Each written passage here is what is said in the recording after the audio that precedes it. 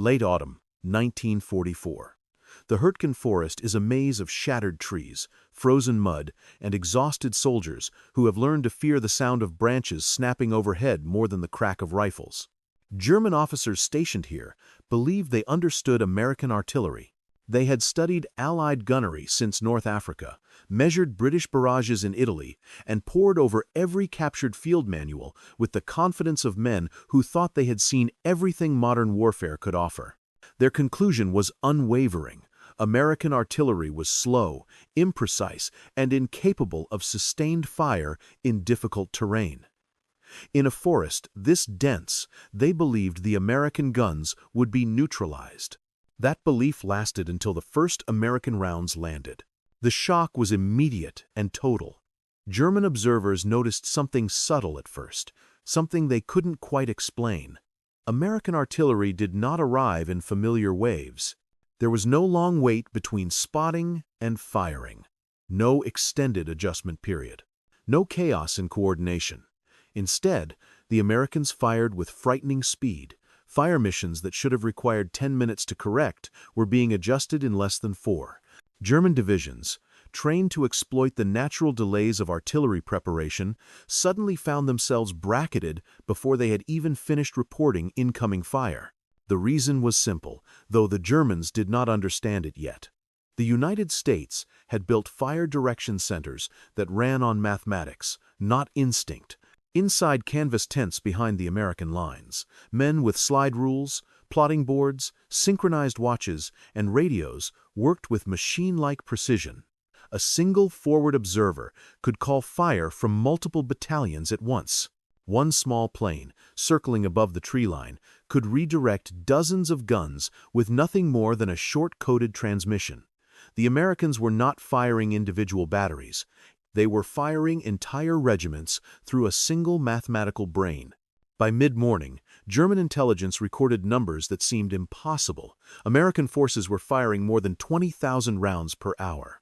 That amount of ammunition would have supplied a German army for days. The Americans were using it before lunch. Then came the second realization, far more devastating.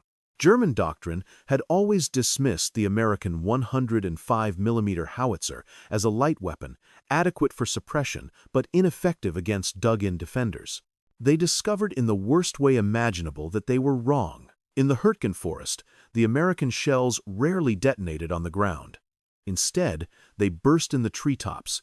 Each explosion sent thousands of wooden splinters whistling downward at supersonic speed. Men crouched behind logs or inside trenches found no safety. The forest itself became a weapon, turning every shattered branch into shrapnel. German soldiers called it the hell of wooden needles.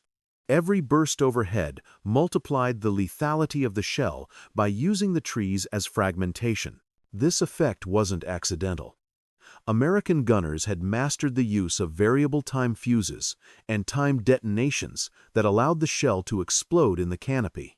German artillery, plagued by inconsistent fuses and inferior engineering, could not replicate the effect.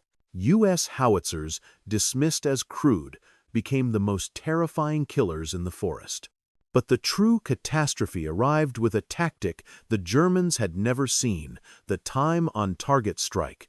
American commanders calculated firing solutions so that shells from different batteries, at different distances, would arrive simultaneously.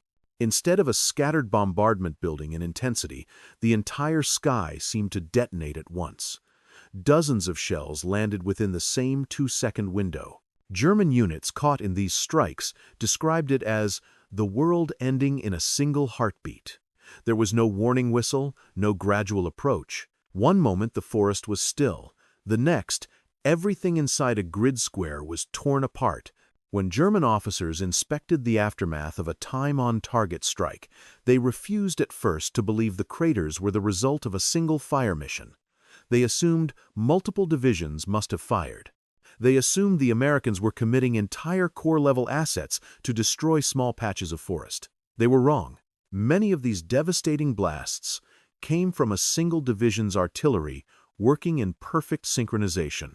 The scale of American firepower continued to escalate. German soldiers who attempted to maneuver found themselves under immediate fire. If a platoon exposed itself on a slope, an American spotter would have shells walking across the hillside within minutes. If a machine gun opened fire from a ridge, its position would be erased before its second burst. If a bunker survived the initial bombardment, heavier weapons, 155mm long toms, 8-inch guns, and even self-propelled M7 Priest vehicles were brought in to pulverize it. Tank destroyers were repositioned as auxiliary artillery. Chemical mortar battalions created smoke screens and fragmentation arcs that blinded defenders and shredded tree cover. Everything the United States Army possessed could be woven into the gun line. And behind the gun line stood the second half of the American advantage, a logistical system so vast that German officers simply refused to believe their own reconnaissance reports. American artillery battalions carried enough ammunition for 3 full days of sustained fire. Their trucks delivered hundreds of thousands of rounds a day. Their depots held millions. German batteries, by contrast, often began battles with a few hundred shells. Once those were gone, they were reduced to silence. That silence destroyed them more effectively than enemy fire ever could. By midday, German doctrine crafted over decades of war was collapsing. Their bunkers offered no protection from tree bursts. Their trenches filled with splinters and smoke. Their machine gun nests vanished under coordinated barrages. Their movement became suicidal. Their counterattacks disintegrated before they reached the starting line. They had not misjudged American artillery. They had misjudged American industry. Every American shell was supported by an entire nation's factories, railroads, power plants, and supply chains. Every explosion in the forest was the final link in a chain that stretched across the Atlantic Ocean. And every fire mission reminded the Germans that they were no longer fighting another army. They were fighting an economy. U.S. infantry moved forward, not because they were stronger, but because the ground ahead of them had been mathematically cleared of resistance. German soldiers realized, too late, that American artillery was not supporting the advance. The advance existed to exploit the artillery. By the end of the first day, German commanders understood the truth that would define the rest of the war. They had entered a battle where courage did not matter. Doctrine did not matter. Experience did not matter. Only firepower mattered. And in the Hürtgen Forest, the Americans had more firepower than Germany could ever imagine. By the end of 1944, German officers no longer debated the strength of American artillery. They debated how long their units could survive under it. Every day in the Hürtgen, in the Ardennes, and along the Ruhr River, they witnessed something their doctrine had never prepared them for, an enemy whose artillery behaved not like a weapon, but like an atmosphere. It was everywhere. It was constant. It shaped every movement. It manipulated every decision. And worst of all, it responded faster than German officers could think. The first sign that something fundamental had changed came from captured forward observers. German interrogators assumed these men carried binoculars and radios as simple extensions of infantry units. But they were wrong. American forward observers did not simply spot, they commanded. One observer could redirect the fire of entire battalions with a single correction. They had the authority to summon gunfire from any battery within range, regardless of division or corps. Their radios connected them to a synchronized network of fire direction centers that computed firing solutions in seconds. German units, trained to rely on visual confirmation and methodical adjustment tables, could not comprehend how fast the Americans could respond. That speed turned every German mistake into a catastrophe, an exposed convoy on a forest track, a platoon moving across a clearing, a machine gun position firing one burst too many. Anything detected, anything at all, invited fire that fell with mathematical precision. German doctrine had always stressed the importance of quick, coordinated movement. Under American artillery, movement itself became a gamble with terrible odds. The Americans understood something the Germans had not realized until far too late. Artillery is not about accuracy alone, it is about volume. It is about the ability to sustain fire for hours, even days, without pause. And the United States had engineered its entire military around the idea that firepower should never stop. Ammunition dumps along the front were stacked like miniature mountains, each holding more shells than some German divisions fired in a month. Trucks ran night and day. Rail lines from Antwerp to the front operated with a precision that rivaled factory assembly lines. There was no rationing of artillery ammunition. There were no limits. The Americans fired until the problem was gone. German soldiers who fought in France and the Low Countries noticed something unnerving about the way American barrages moved. They were not chaotic. They were not wasteful. They advanced with a rhythm. Shells crept across the landscape like a mechanical tide, pushing the German front line backward, clearing trenches, shattering resistance, forcing units to abandon positions before the infantry even arrived. It became clear that the infantry's job was not to fight the enemy head-on. Their job was to occupy ground already pulverized by artillery. By December, when German forces launched their counteroffensive in the Ardennes, they assumed the winter weather would cripple American guns. Heavy snow would dampen sound ranging. Fog would obscure observation. Frozen ground would reduce fragmentation. This was the moment, they believed, when mobility and surprise could outmatch American firepower. They discovered very quickly that weather does not neutralize mathematics. American artillery units had prepared for winter months in advance. Meteorological teams provided constant atmospheric data. Fire direction centers carried cold weather tables calculated for every possible condition. Powder charges were preheated. Guns were insulated, and every battery had pre-measured sectors of fire that required no visibility at all. When German columns pushed through the fog, the Americans didn't need to see them. Sound alone was enough to reveal them. The first barrages fell with such precision that German units advancing through narrow forest roads collapsed into chaos within minutes. Then came the counterbattery fire. American radar teams tracked the arcs of German shells in flight, calculated their point of origin, and transmitted the coordinates to fire direction centers that responded instantly. German guns that fired 2 or 3 rounds were annihilated before they could adjust their positions. Batteries that survived the first blasts fled without firing again. The effect was psychological as much as physical. German gunners were trained to fight duels, to exchange fire, to reposition, to strike back. But there was no duel here. There was only detection and destruction. German artillery died in silence, not because they lacked courage, but because they could no longer survive long enough to fight.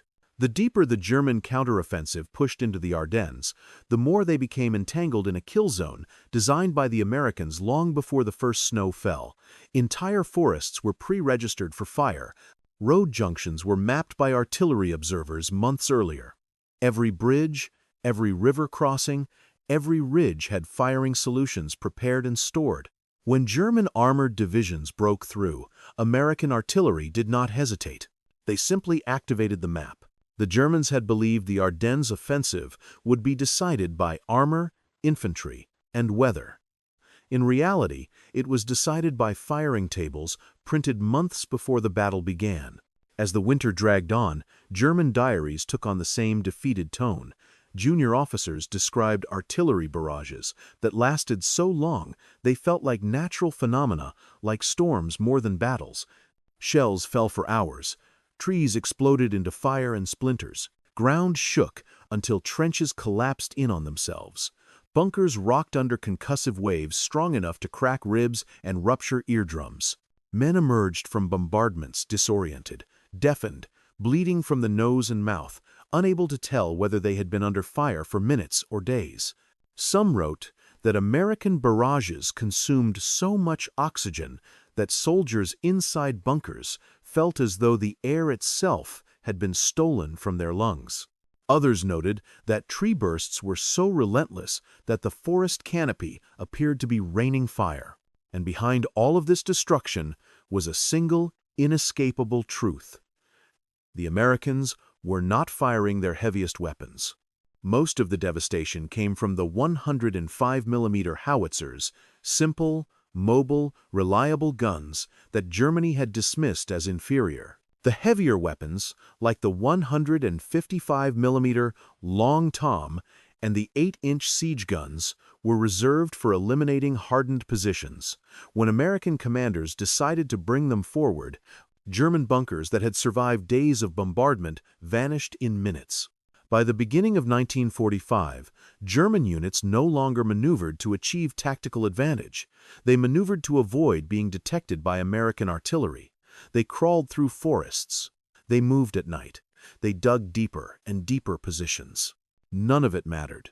The Americans could strike anywhere, at any time, in any weather.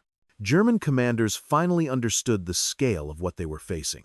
They were not fighting American soldiers alone. They were fighting the full industrial capacity of the United States, transformed into firepower that could be summoned with a single radio call.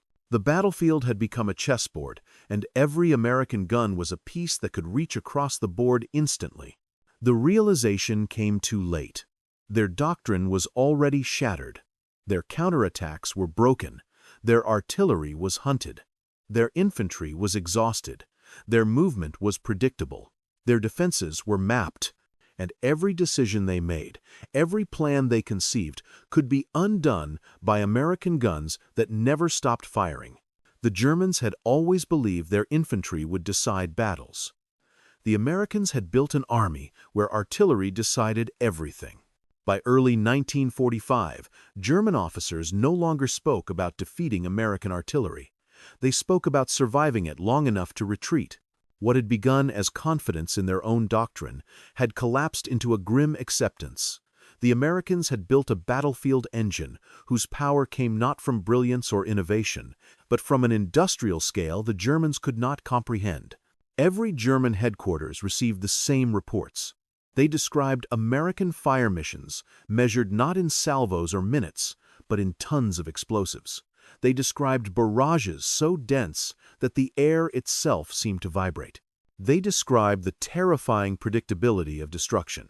When a fire mission began, German soldiers no longer wondered where it would land. They assumed it would land everywhere. It was during the fighting near the Ruhr River that German commanders finally realized what the Americans had created. They watched as entire regiments vanished under rolling fires that advanced with the slow, crushing inevitability of machinery. Shells detonated along predetermined lanes, clearing every tree, trench, root, and bunker in their path, layer by layer. Infantry advancing behind these barrages walked through landscapes so pulverized that nothing recognizable remained: fields reduced to gray craters, forests reduced to broken toothpicks, defensive positions erased, as though someone had scraped them off the map. German intelligence tried desperately to quantify what they were seeing. They measured crater size, counted shell fragments, examined fuse types. They ran calculations. They tried to understand how so many shells could land so quickly, so accurately, with such consistency.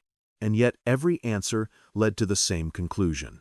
American artillery was operating at a scale beyond any previous war. What Germany considered extraordinary expenditure, the Americans considered routine. A single U.S. infantry division in the Ruhr sector fired more ammunition in a week than the entire German 6th Army had fired during the early stages of the Battle of Stalingrad. When the Americans prepared to cross the Ruhr itself, they fired more than 250,000 rounds in just a few hours. The riverbanks shook, mud boiled, trees snapped in half, concrete bunkers shattered as if struck by sledgehammers. German officers watching from the rear believed the Americans had deployed heavy siege artillery. They were wrong. Most of the fire came from 105mm howitzers, the smallest guns in the American arsenal. What the Germans had never understood was that American artillery did not rely on any one weapon. It operated as a complete ecosystem. The 105mm howitzers provided rapid, flexible fire across the front. The 155mm Long Toms reached deep into enemy territory, destroying supply points, command posts, and rail hubs. The massive 8-inch guns, though fewer in number, erased fortified bunkers, roadblocks, and hardened anti-tank positions. Self-propelled guns like the M7 Priest moved with the infantry, covering every advance with instant fire support. Even tank destroyers were incorporated into artillery roles, firing indirect rounds at German strongpoints. Chemical mortar battalions layered the battlefield with smoke screens, air bursts, and fragmentation arcs that prevented counterattacks before they began. To the Germans, it felt as if every weapon the Americans possessed could be transformed into artillery. And behind this artillery stood the greatest advantage of all: logistics. German commanders now understood that for every American gun they saw, there were thousands of workers in factories, rail yards, ports, and depots, ensuring that gun never fell silent. Shells were not scarce, powder was not rationed, barrels were replaced before they wore out. Trucks ran day and night, rail cars arrived every morning loaded with ammunition. When German agents reported that the Americans were firing millions of rounds in a single month, Berlin refused to believe it. The reports were accurate. German soldiers on the ground saw the results firsthand. They described barrages that began before dawn and continued until dusk without pause. They described moments when hundreds of shells landed so close together that counting the detonations became impossible. They described shock waves that knocked rifles from their hands and left them gasping for air. One officer wrote that American artillery gave shape to the battlefield, as though the terrain itself were molded by U.S. fire direction centers. And then came the final collapse. A collapse not of weapons, but of movement. German divisions could no longer maneuver without being annihilated. Roads were death traps. Forest paths were mapped and registered for fire. River crossings were targeted instantly.